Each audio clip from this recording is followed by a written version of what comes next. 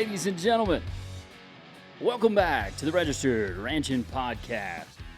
Tucker Brown and a new name behind the mic today as the Registered Ranching crowd needs to welcome in the new editor, the new Willie. The new Willie. The new Willie. Welcome in, Michael Stevens, man. Welcome in. Welcome. Hey, glad to have you in, Mike. I missed. Willie was gone for 3 weeks, and I was needing some help, dude. And so glad to have you back. Glad to have you in. Glad to have you in. From Alabama. Yes, sir. Rode some broncs. Roll Tide. Ranch. Roll Tide? I didn't know that. That's oh, right. man. People are going to be mad. Gotta be, right? What else can you do? Golly. Man.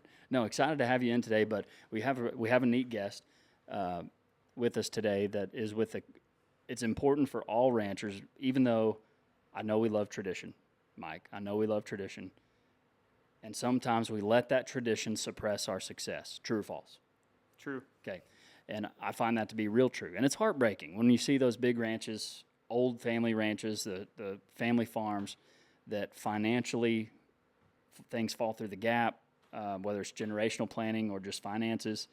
And so more important all the time is the finances of the ranch. So we brought in Ambrook today, and that software, we're going to learn a lot more about them, but a software that helps ranchers and farmers keep the finances straight, helping keep the ranch in the family and the ranch for longer. And to talk to us about today, Eric Jasinski. Did I say it right? Said it great. Boom, let's go. Eric, welcome to the podcast, man. Yeah, thank you. It's great to be here. First time caller, long time listener. Yeah. Good. Ever been to Throckmorton, Texas before? I haven't. No, I was telling somebody I was here, and they were commenting that I bumped the population to 728. You did, yeah. Yes. Yeah, we always welcome in the travelers to bump up the sign every now and then. Yeah. But Eric, you come from New York, and so feeling hot today? Yeah, a little windy. If I was actually It is, you're cherry right, picking, yeah. I'm not talking about the heat, but it's that wind that'll get you. Yeah, man, anytime we don't have that breeze, it gets pretty nasty. Yeah. Just hot and nasty. But on to Ambrook. Let's do it. Tell us more about Ambrook. Yeah, so Ambrook, we build financial management tools specifically for the agriculture businesses today. So think ranch, think row crop, think agribusiness. That's where we started. We ended up finding out that most agribusinesses also do something else. So a lot of ranches have a trucking business. Yeah. A lot of vegetable farmers have a store business. A lot of people thinking about logistics, transportation. So really, Ambrook's good for any small business and any combination of small businesses that you might run. And we do accounting, invoicing, bill pay, basically anything you might need to sort of think about your finances, hopefully get your taxes ready, answer any questions for the financial professional you have, any of that stuff. Yeah, I think anybody that's serious about or like looking into the future at all, that finances are at the top of their mind. Yeah. And for the cattle business, I don't know about any of the other ag businesses at the moment, very much. But as far as the cattle business, beef business is pretty well right now. Yeah, so I hear. And so I think you have to make just as good decisions when the money's coming in as when it's not coming in. Yeah. I mean, I think that I've been listening to some podcasts as well around the industry, just trying to stay current. And then, I was listening to the folks at Ranch Right speak about something, for example, and I thought they made a great insight, which was around, you got cash flow coming in, maybe you're thinking about how you want to reduce your tax liability, and you're sort of feeling good and thinking optimistically, and then you go buy a new piece of equipment, fresh off the shelf, maybe price is down, and the next thing you know, you're looking at a 15-year repairs and maintenance bill. And so, it's easy to make a decision when the cash is high, and then then you got to live with it. Yeah, when it dries up, you got to be thinking about it. So you got to know what's your range, what's your sort of appetite for change, things like that. And so, what I love about Ambrook, and I feel like there's been a call in ranching for a long time of something like Ambrook for asking for it, because there's a lot of software things that whether it's an Excel spreadsheet or whether it's an actual software that helps you with finances. The ranching and farming side is different. Yeah. And all those nooks and crannies, and whether it's different laws and regulations with money coming in and out, or where it's coming from and what you can write off, I feel like is really unique to the industry. Yeah.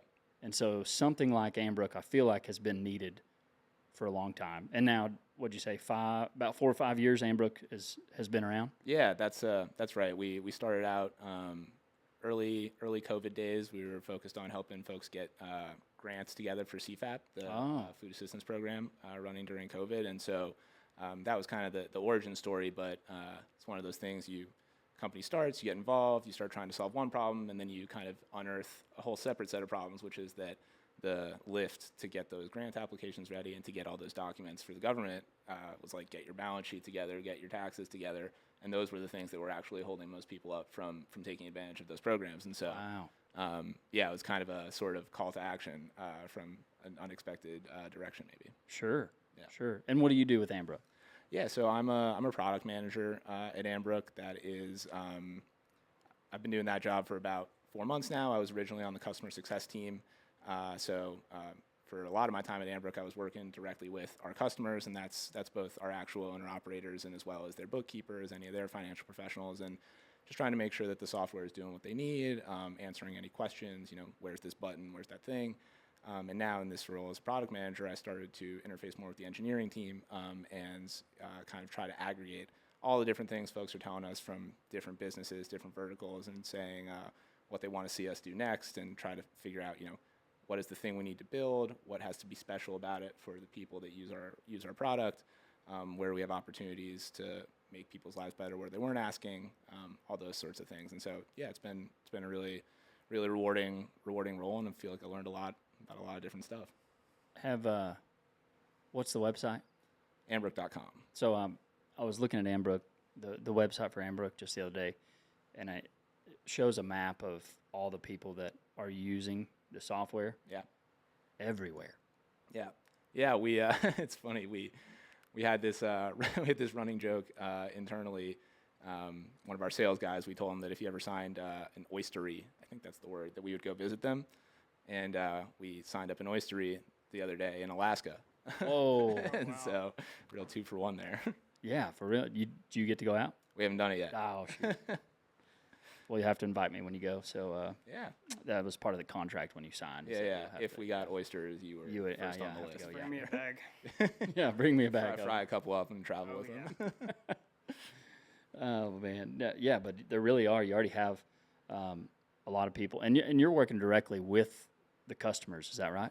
Yeah. And the customer success team? Yeah, so we fully staff our support system, and so anytime you send a message into Ambrook, you phone call, you're getting somebody on our team that's going to be working business hours, but we also have both coasts covered, so you kind of get a little little benefit to the remote work there. So we're hopping on the phone with folks, and then we also try to make a pretty big effort to visit folks. And so, coincidentally, the reason I'm down here is because I'm going to one of our partner operations in Dallas, and then we're going to head on down to San Antonio and do a visit. And so we try to spend a lot of time sort of at the office, but out in the field, and making sure that we're sort of like seeing people's day to day, asking questions, learning about those nooks and crannies that you were talking about. Yeah.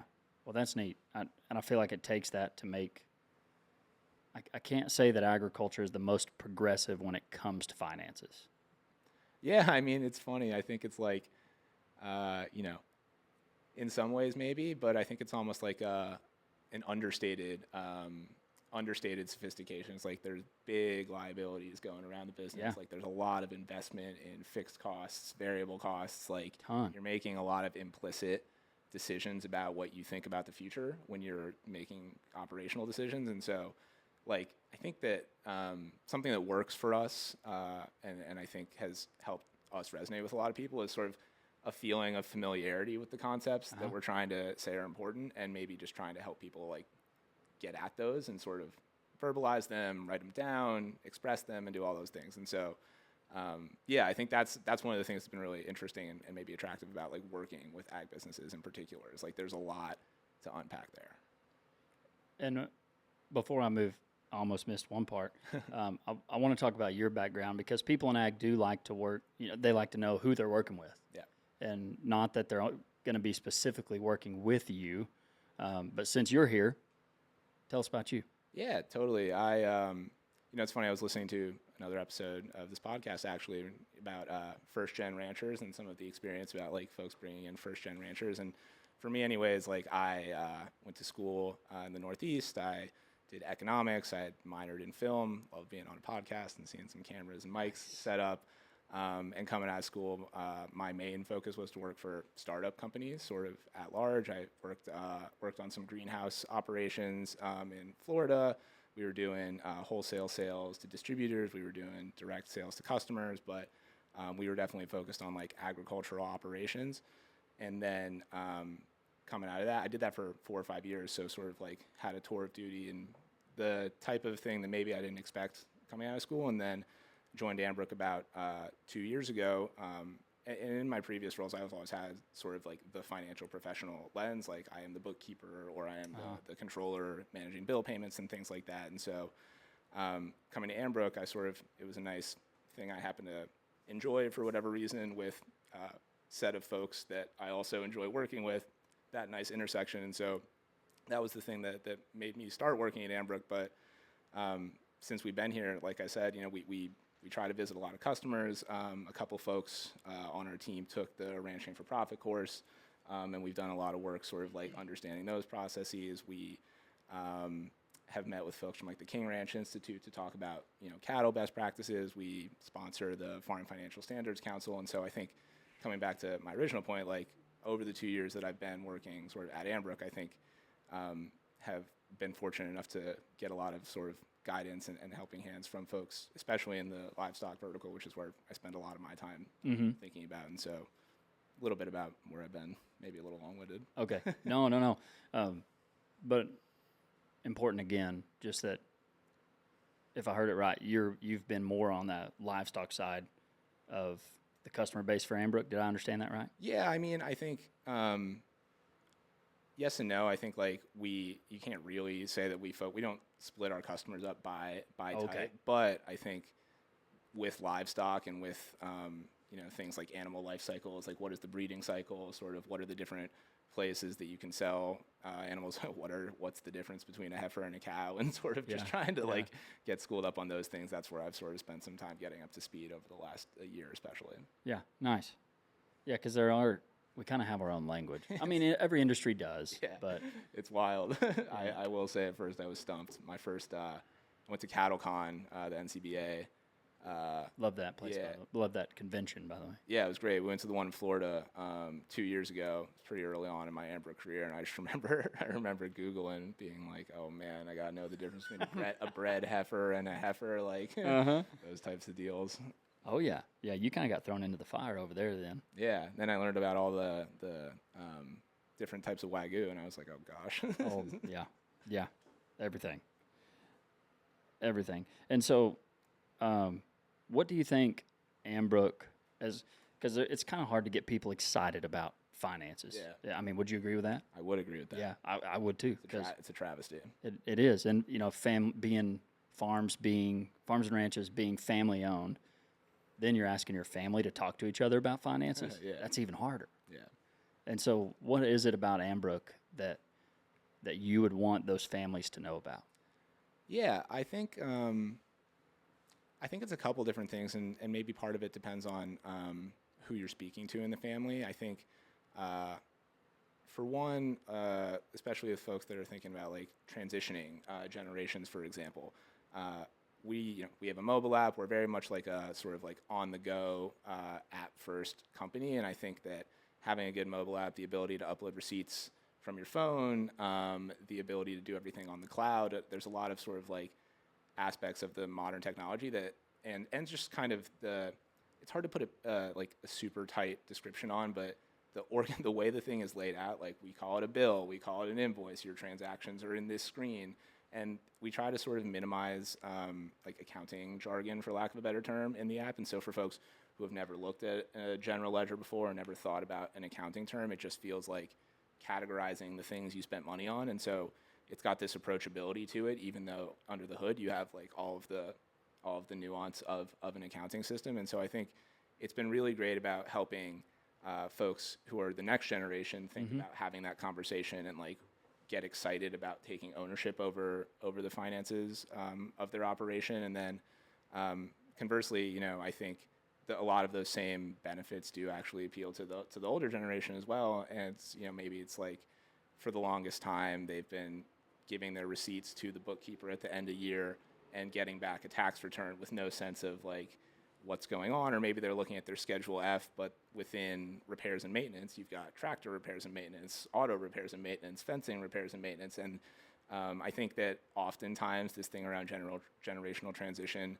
like, actually also is a motivator to like be able to speak confidently to the person that you're passing it down to, and be like, this is what you got to know. These are the tips and tricks. Like, don't spend too much money on this.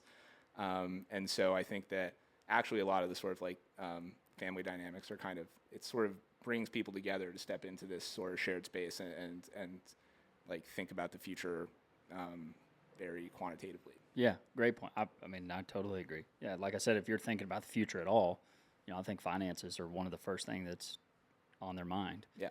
And some, so I got to go to the TCU Ranch Management Program. And cool. So a lot of it was economics, about putting a budget to everything. What does everything cost me? Yep. And that is, I don't know as well for the farming industry, but for the cattle business, there's a lot of guys who don't ranch full time, and so they don't necessarily keep track of everything that they're spending for that. They may keep track of it, but they may not know where it comes from or exactly how much they're spending on feed or how much they're spending on fences. And I think Ambrook could be. I think it's a really great tool for that, for the full time and for the part time. Yeah, I think even it's a great point that you bring up about the sort of not doing it full time. I think something that gets people nervous about doing their business books sometimes is like, I just have a personal credit card. I got all these expenses coming from all over. It's like a lot to sort through. And one nice thing about Ambrook is that you can just do your personal stuff in the same system. We have a tagging system that allows you to sort of split your income statement out by business and personal. Oh, nice. Even if you've got like your personal credit card linked up to the situation. And, if you want, you could just run like a little personal business too, and like track your groceries or track your gas spend and do whatever. And so that's totally doable. And I think, A, the software lets you do it, and B, I think knowing that it's okay is actually a hang up for some people, like worried about sort of the messiness of it. Yeah. Well, that's neat. That's so handy that you can do more than one business at a time. Totally. Having those tagging systems. Do you think, as far as splitting those apart, does Ambrook help? Like if you had a hay business and a cattle business and a beef business, does Ambrook help split those up too? Yeah, there's a little bit of a trick to it. Like if you have, if each of those businesses were like their own tax number and had separate employees and sort of separate assets and liabilities that you would want to keep split out, you would want to have two Ambrook accounts. Okay.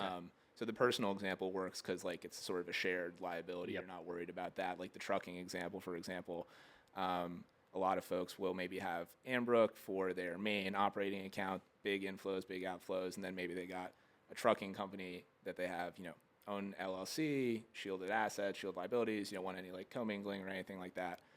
But you can sign up for Ambrook, and we have a number of different plan options. So you have like the top plan, which is all your invoicing, bill pay, team, like full functionality. You can get in on that, and then you could have a second entity. It may be the starter plan because you don't have as many transactions, and you just want to have it there, and then you want to be able to flip between the two of them seamlessly. So you can have as many businesses as you want on Ambrook. You can mix and match plan types based on the needs of the businesses, and it's one login. So slight nuance, but yeah, for the most part, you can do that. And if you had different businesses within the same thing, the enterprise tags that I was talking about make it easy for you to look at income for hay, income for beef, income for direct, so on and so forth. Okay, so you could tell kind of within your business, what's making you money and what's losing money. That's the goal. Probably most importantly, what's losing you money. Yeah. Hopefully nothing. Yeah, hopefully nothing. Printing. It's all, ranching's easy. Mike, if you ever have questions, you're always chirp in. All right. Chirp in, by the way. Try me. I'm just absorbing all of it. Yeah, me too. And so you said there's a couple plans. Price difference. Are there price differences in those plans for people who just want to try it out, or somebody who's going all in? Yeah, we have 3 plans. We have the start plan, for $29 a month, the build plan for $59 a month, and the pro plan for $99 a month. Couple differences on like how much, what kind of invoice payment processing terms you get, how many bank accounts you can have, how many users you can have. We've tried to sort of like split the line. At the end of the day, we want more people doing more of their books. And so the tiers are really like, if you're going to be a volume user, you're going to have teams and shared expenses, then the more expensive plans will be right for you. But hopefully you're gaining a bunch of sort of other efficiencies by signing up for those. Yeah. As I'm reading my notes here, you know, there's the average owner of a ranch right now. I think the average age, do you remember what it is? It's like 65? 64. Yeah, 65, around there. 64. Didn't know that. And so, in a very general term, softwares like these may be scary Yeah. Oh, yeah. for the average Totally. for the average farm and ranch owner. I mean, for folks who might be worried to try it or worried they can't use it, you know, what do you say? What do you say to that? Yeah, I mean, I think we have a 30-day free trial for sweet. one, and so that's one thing. We, like I mentioned at the top, like we really try to focus on onboarding folks. So when you sign up, like you'll hear from us. Somebody's going to give you a ring. They're going to ask what you're coming from, like how familiar are you with accounting software, software, and if you know what you want, like we'll leave you be, and you can do your thing and let us know if you need it, and if you have any questions. But for folks who are maybe coming from a place of more exploring, definitely want to make that easy for them. We publish a bunch of like written material as far as like how should you think about your chart of accounts? How should you take advantage of our tagging system? We're not quite up on the YouTube videos yet, but I think that's sort of next on our list as far as providing people different means to learn things. But honestly, I think, you know, the thing we hear the most about is just the fact that you can get it done in a phone call pretty reliably if you have questions has been such a small thing that's made it. I mean, maybe it's not small, but it's been a thing that's made a huge difference for us. Working with folks that maybe you might think would fall into that category of sort of being intimidated by it or being nervous to do it. Yeah. Yeah, because I could see that in the ranching industry. I could see that being a thing. But the 30-day trial, Yep. that's cool. Yep. I mean, they can Oh, yeah. dip your toe in the water. Yeah, risk-free. Risk-free. So if you have like no cell reception, is the app going to work at all? No, you do need at least cell service, but you don't need Wi-Fi. So for the most part, hopefully that gets a lot of the area covered. One of those, you know, it's a funny thing, like something you might not have expected is even so many folks are using Starlink these days, and so we got Wi-Fi at so many places, but we got a lot of folks who will do like, I know a number of users who signed up for our program and strictly have ever used the iPad, have not touched a computer, do not touch a phone, and only do the app everything on the iPad. And I'm like, great, that's fine. Wow. What is, as you were on the customer service or customer success team, and now on your part now, maybe with some of your clients or customers who have signed up and used it, what are some of those big, I don't know, realizations or changes that you've seen multiple times that come from ranchers and farmers?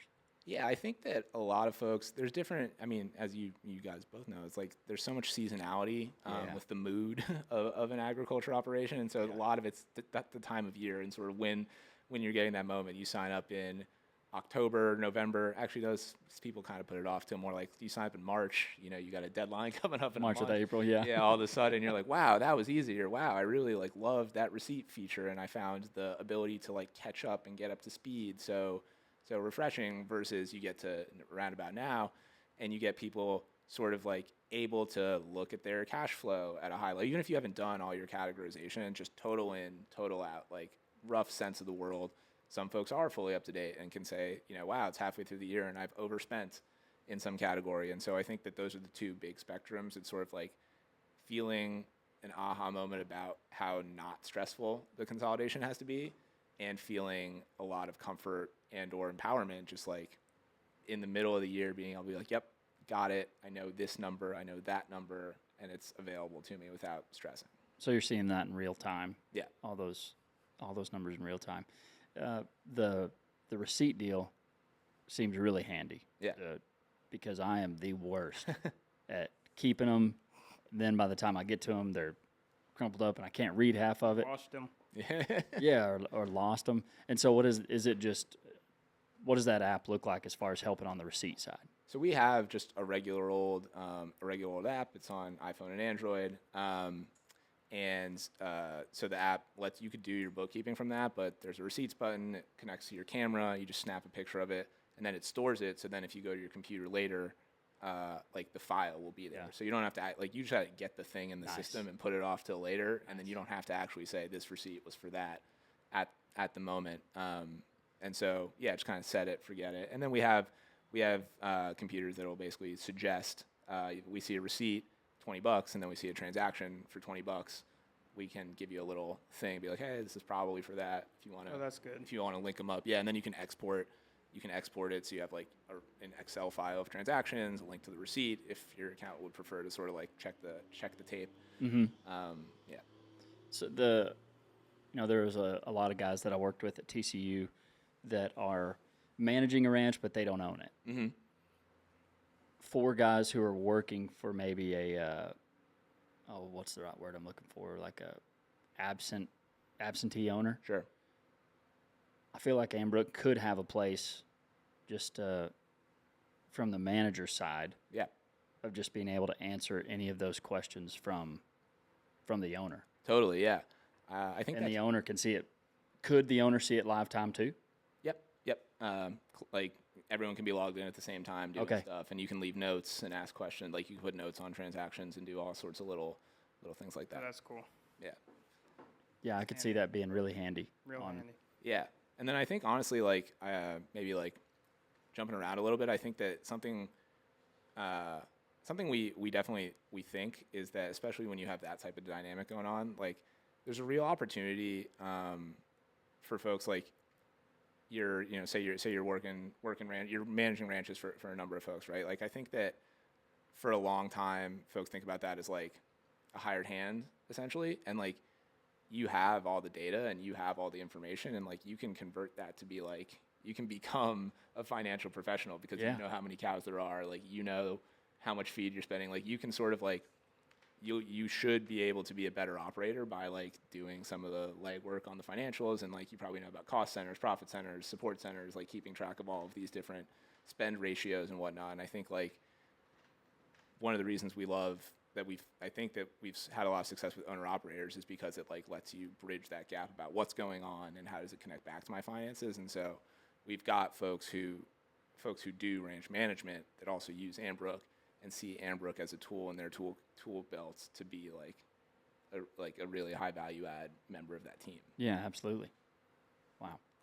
All right, we're going to move to one of my favorite segments Let's go. of the podcast. It's called the Ag Gear Hot Seat.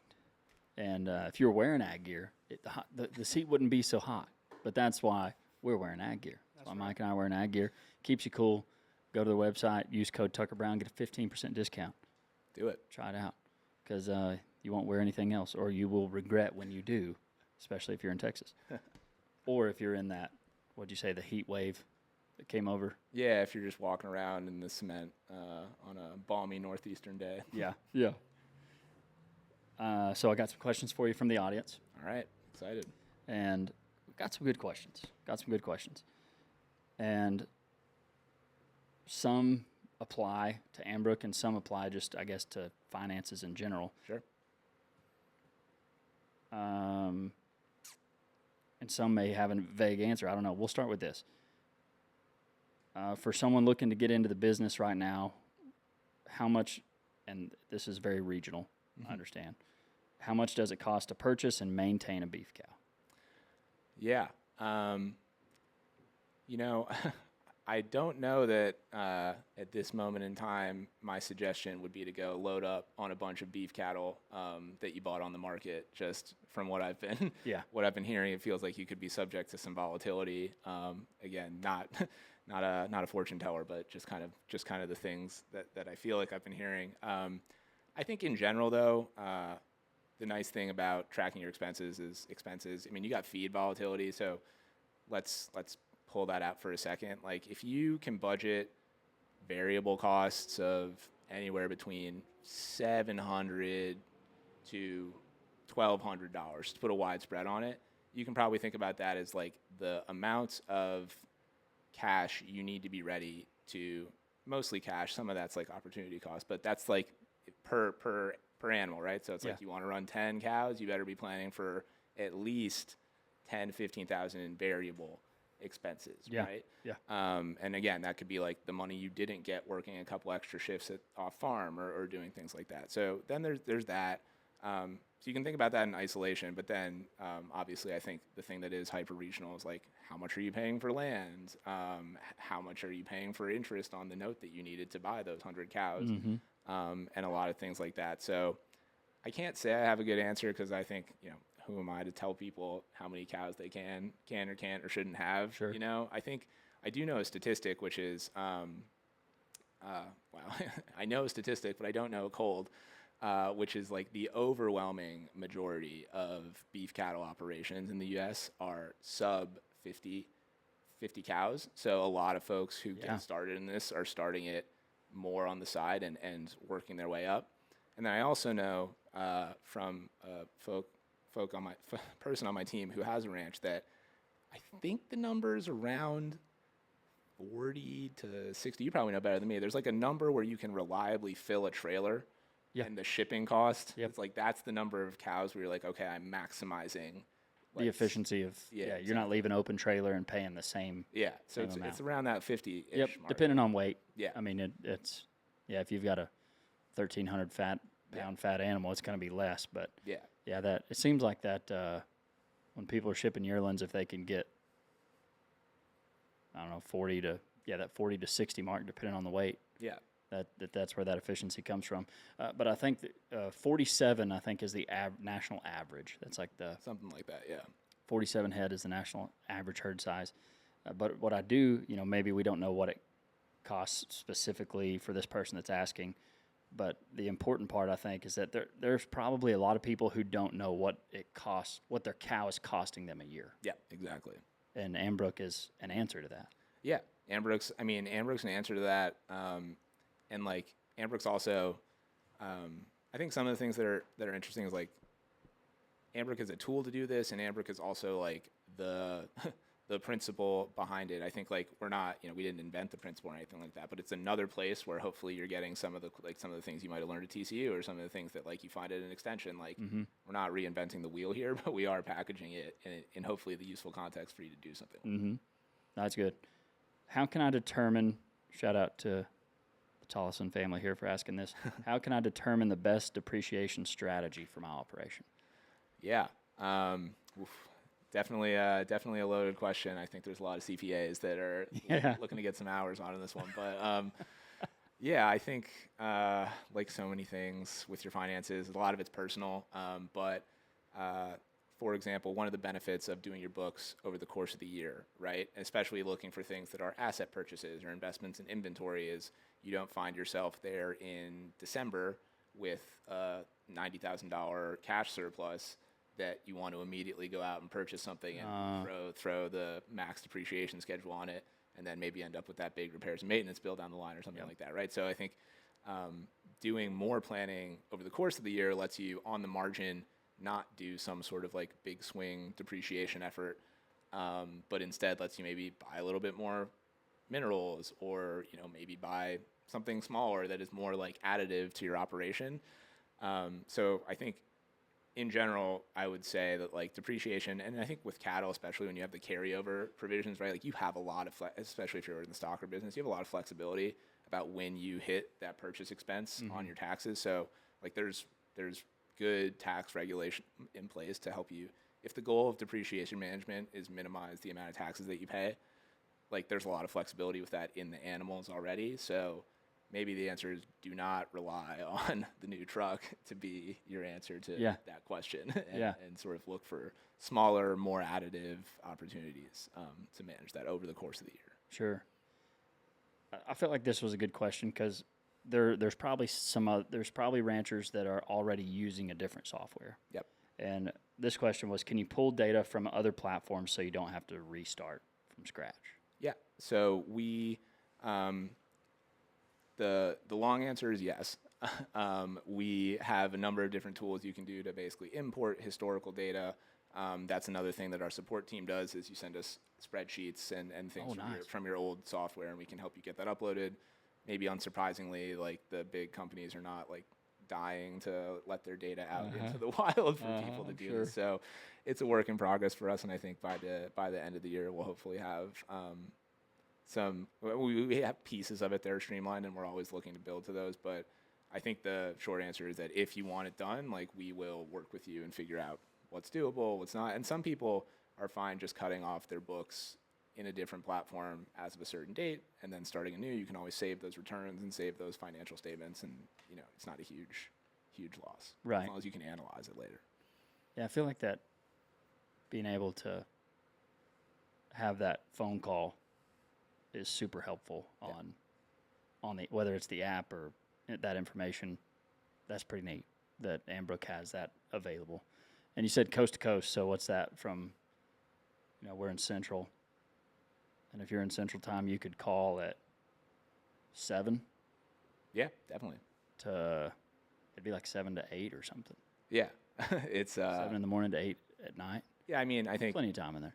Plenty of time. And if we're not available, we'll tell you we'll be back tomorrow. But it's no more than tomorrow.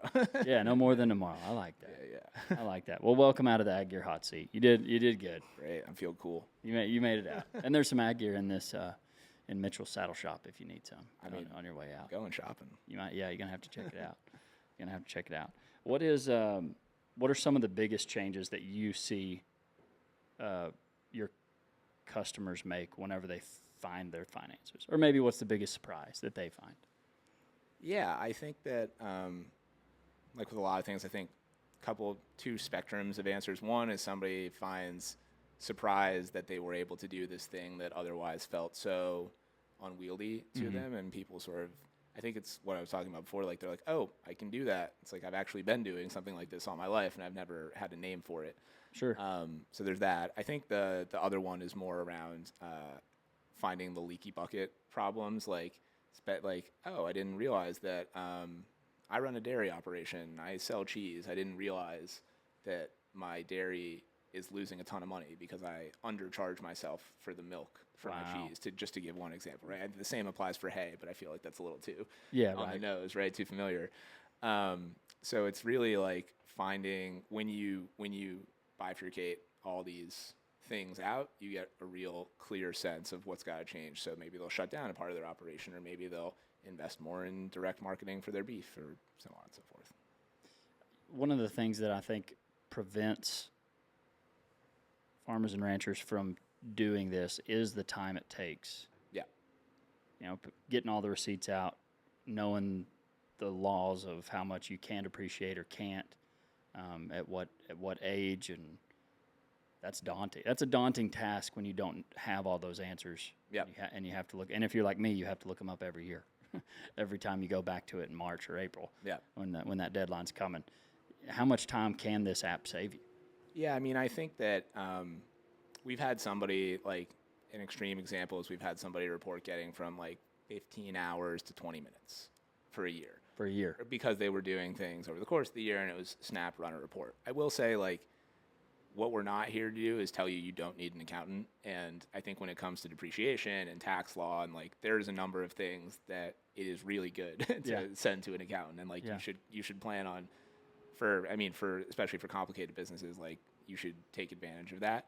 Our goal is that it should be really easy to send stuff to your accountant. Your accountant should not have to like bill you for follow-up questions or bill you for cleanup. Like you should pay for the thing that you need, which is really good advice on important stuff. Yeah.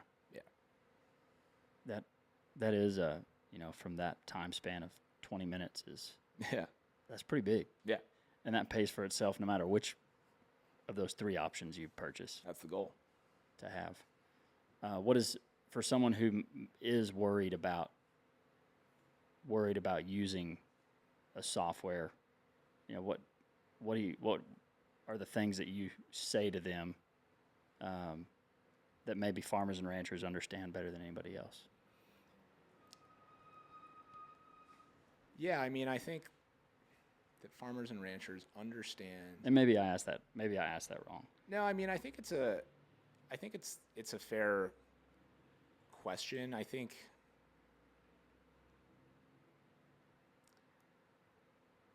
I think there's some folks who don't need it. If you are happy on pen and paper Yeah. and like you love writing that, you love using your checkbook and using that checkbook register, and like you find organizing paper receipts cathartic, like I'm not here to sell you something you don't need. You Yeah. know what I mean? I think like saying no to folks who don't need something is actually a very high value thing to be able to do. Yeah.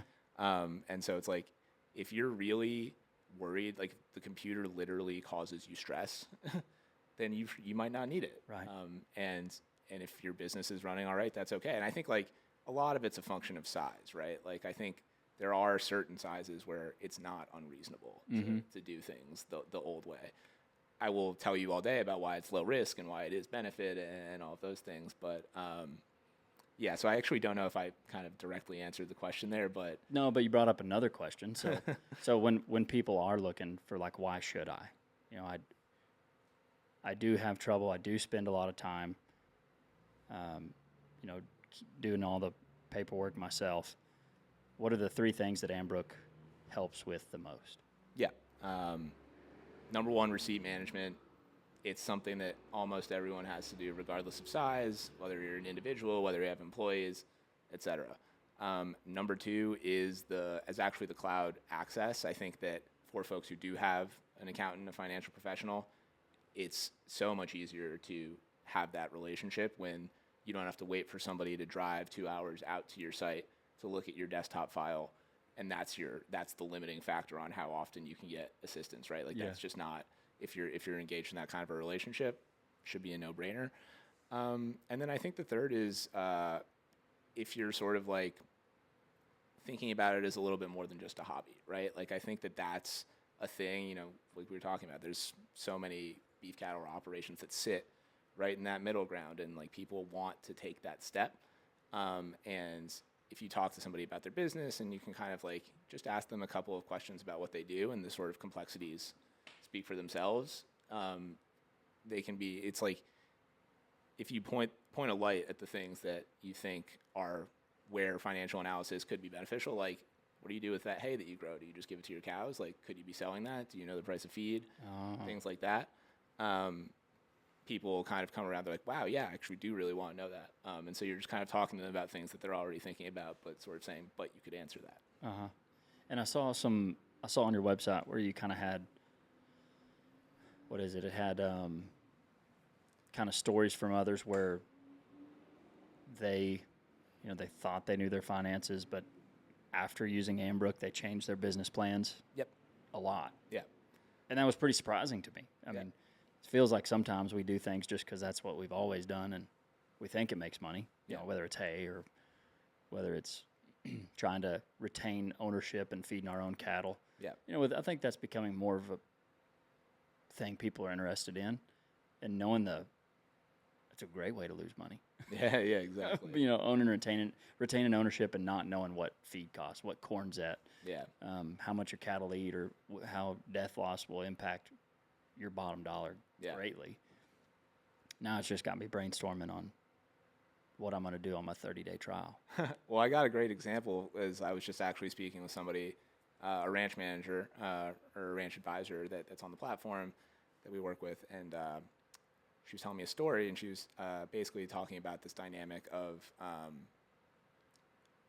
cow-calf operation, trying to make sure to leave all the relevance, not, cow-calf operation, spring and fall AI type of schedule, also a mix of backgrounding in yard, so like kind of a lot of variables going on, and they were working on a cash basis, and sort of like, I think they were, not profitable for the year, and sort of like nothing jumps out, right? And then using Ambrook, what this person was able to do is look at the business, use the stock flow chart to think about animal units. So they have goats too. They have all this stuff. They have like normalize a cow to a goat, and basically take all that feed expense and normalize it across the year, and then you can assign it to the specific spring herd, fall herd, et cetera. And so found out that basically like the fall herd, partly because of the weather, partly because of the genetics, I think, was eating eating their weight, and the spring herd was like super efficient. And so you take a set of books, they look not interesting, and then you dive into it, and you're like, oh, got to stop making these, got to start working on those. Wow. Yeah, and it was cool. She was just telling me about that story. And I was like, oh, that's the point. Great. Yeah, yeah, literally the point. Yeah. Yeah, like I said at the beginning, just those making those changes are what help you keep the ranch. Yeah. And then again, just reinstating that most of the thing that gets ranchers out of the business the most is the finances. And now there's an answer to help us manage that. Yeah. Yeah, and I think I was listening to a different one of your episodes about was it the sustainable Angus? Uh-huh. They're talking about carcass weights, right? And Yeah. It's like, okay, yes, maybe the carcass weight on this type of Angus is better than that type of Angus. But then it's like, oh, but I actually made more money. And then so you got to bring it back to $1 to actually lock it in and make it a easy decision. Yeah, whether the grade, the prime premium paid for the less carcass weight. Yeah. Or whether it's just the pounds of red meat that got you paid. Yeah, that's interesting. Yeah, we're excited about the sustainable Angus thing. That's a new project we're working on. But to move to one of my favorite segments of the podcast, going to move to the Bedrock Tough Question. Bedrock is the truck beds that we use at the ranch because they are the toughest ones. We've been using them for a couple of years now. Even got one with hay spikes. If you use hay, we don't use a ton of hay, but we've also found other ways to use those hay spikes. So we love the truck beds. Try them out, Bedrock truck beds.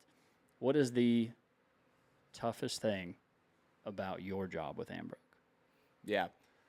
The toughest thing about my job at Ambrook, and maybe the toughest thing about Ambrook's job in the world, is convincing people that accounting is interesting and fulfilling. Yeah. Yeah. I think that you get a lot of folks coming in and they'll be like, I hate X, I hate Y. It's like, you just don't like accounting. And that's fine. It's super reasonable. And so you start with that. And then I don't know, I come at it from a sort of a little bit of a woo-woo place where I'm just like, oh, it's really nice that everything always balances. You always have a check, you always have a credit, you always have a debit. And I think that I'll jokingly try to take the philosophical approach with somebody about it. Be like, you should feel good knowing all these things. Uh-huh. And then a lot of the times they'll kind of put up with me until they find an insight that really speaks to them. And then that's the thing that I'm going to get excited about. But you basically gotta scrap your way through that first couple of 20 minutes where things feel hard, and then you get into that. You feel good once you feel like you have a mastery over something. So you just got to convince people about that. Is it easier to convince, for lack of a better term, the next generation? Or has it been? I kind of think there's a novelty thing for them. I think it's almost harder to be like, I've been doing this thing for 50 years and I don't know it. Now I'm going to figure it out. Whereas it's you kind of have this new, it's a new project. I'm going to take on the world mentality. And I think that that's actually a great time to decide that you want to know the finances. Yeah. Because I mean, I'm kind of off the cuff on that, but I feel like that's maybe some of the things that really drive that generational conversation. Mm-hmm. Yeah, and with the average age of 65, it's not going to be too long. I mean, there's some passing down all the time, but they talk about the great transition of this generation that owns it now to the next, and what the value is of that, of just being, mostly talking about the death tax is what everybody's talking about there. But gosh, it would be wild. It would be wild to be a family member, that next generation, and then whether that conversation was had or not, receiving it and not knowing where anything was. Yeah, totally. Dollar-wise, where the debt was, how much credit do we have? Yeah. Well, that'd be pretty scary. Yeah, I feel and a lot of folks are getting the day-to-day, right? The daily tasks, what you gotta do, the little this spot on the pasture is real good, so take care of that type of deal. So you got so much stuff that you're getting already, might as well put another item in there. Right. So, gosh, I'm trying to think of. You got me convinced to use the 30-day trial. I didn't know there was a 30-day trial, so I love that is an option. Do you find that users tend to move up up those 3 plans, or does it kind of just depend on size? It's a good question. I think a lot of it does depend on size. Definitely a come one, come all approach. A lot of folks have these second businesses, like the trucking or like the second thing, and so sometimes it's about getting comfortable with the thing, and then being comfortable consolidating more. I mean, in a dream scenario, we bring somebody in, they're starting on one plan, and then they're like making great business decisions, they're invoicing more, they're sort of optimizing their finances, and they kind of grow out of a given plan into the next plan because they're successful. So like our incentive in a positive way is for folks to grow and continue to build, but definitely not a mandatory. I think it's definitely what's right for you. Sure. But still, what'd you say, $30 a month? At the start, yeah. 29 bucks a month? Yep. My gosh, what a affordable option just to, even if it's for a year. Yeah, just poke around. Got the customer success team. Has the engineering team had to make a lot of changes the past 2 years while you've been there? That's a great question. They gotten a lot bigger. The engineering team, or just the company? Well, the engineering team in specific. I think that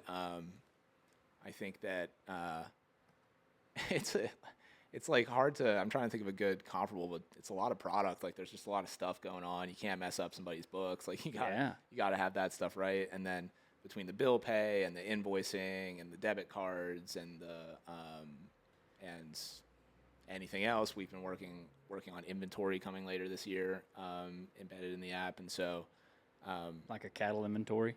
Yeah. Okay. Well, like any inventory, but also for cattle. Oh, sure. Okay. The main thing that we've identified as being important is inventory that you produce. So like inventory that you don't have a bill for. How do you get that on your books and in your balance sheet if there's no single transaction that I can be like, that was inventory? And so just helping people even reason about how to represent that in their books without messing things up has been an interesting space to explore. But yeah, I think getting into that and the interesting thing, actually funny enough, we've got like a generational element in the engineering team where it's like you've got folks who have been there for 4 to 5 years and like they've got this thing like the code, the app, and it's like it's got nooks and crannies and little bits and pieces. And like you get a new person on board and they have to onboard to each part of the. It's super interesting. Honestly, it's like it is a multi-enterprise. It's a multi-enterprise business. Wow. Yeah. Now you're talking about the side that I don't know at all. But like it's kind of the same thing, right? It's like there's turtles all the way down. That's nuts. Mike, you have any questions? I'm just absorbing everything.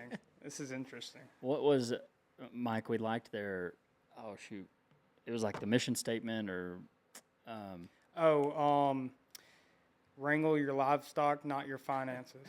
Yeah. I like that. Yeah, we do. We've had a lot of, I mean, as I can tell from the store here, I think one nice thing about working on the cattle side is there's just a lot of great visuals and like from like how do you speak to an audience perspective, like it's a great culture. Right. Really fun to meet good folks slang from. yeah we walk the line, but but it's like it's great. It's great meeting folks, and it's great like going to NCBA. I Will y'all be going again? Yeah, they were sold out of the XL crew neck beef. It's what's for dinner. Oh yeah. Yeah, I was pissed about that. I was super mad. But yeah. That's why you have to go back. That's why you got to go back. So they could find you at the bit. Where is it? Tennessee this year? Yeah, Nashville. Nashville. Excited? You going? Oh yeah. Yeah, we're going. We're going.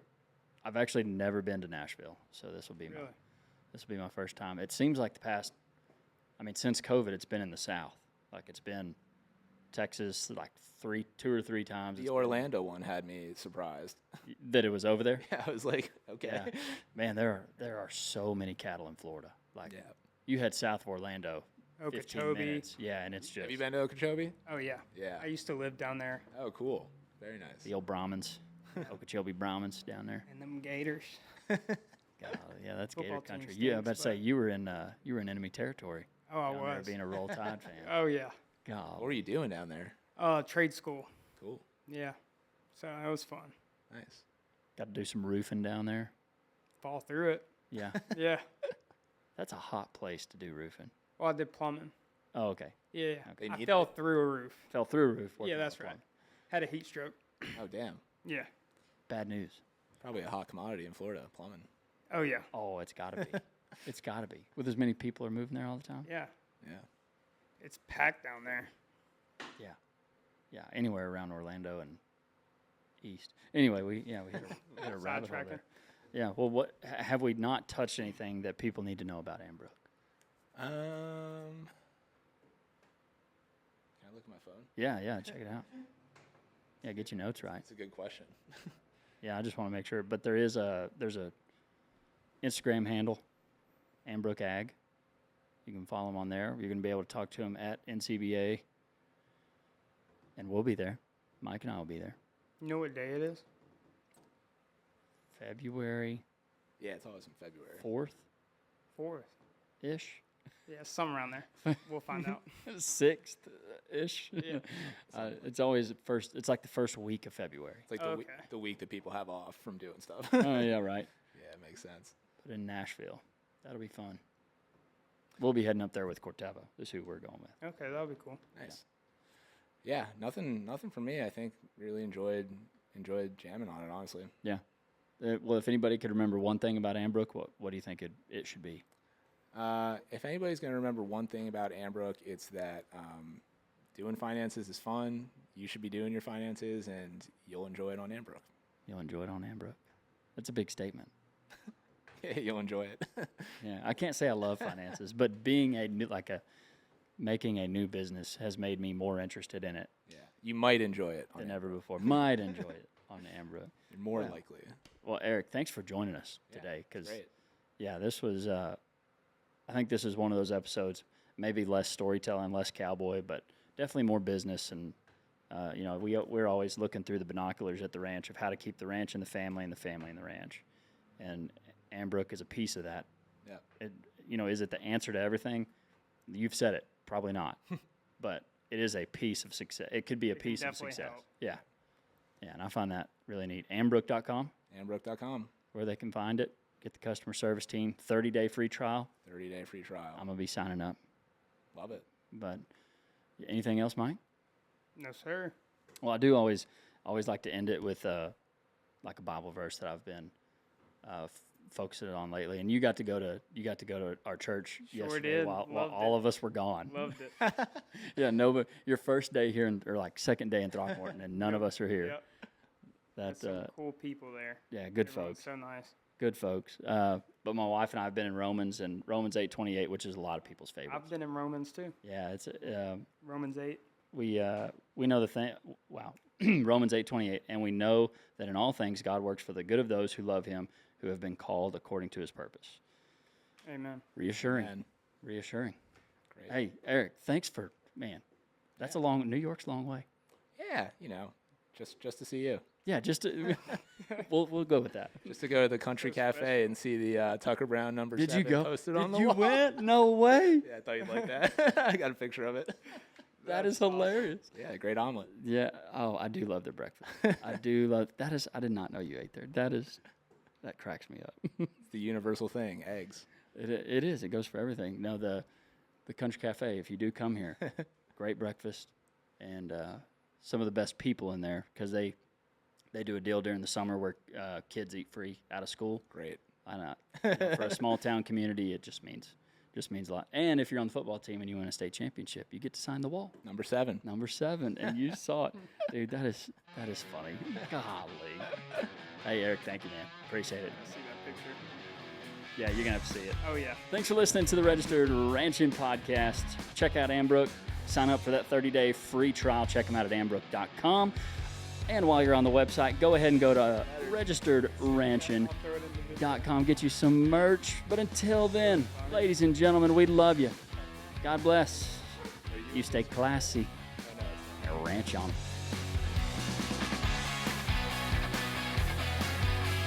Number 7, baby.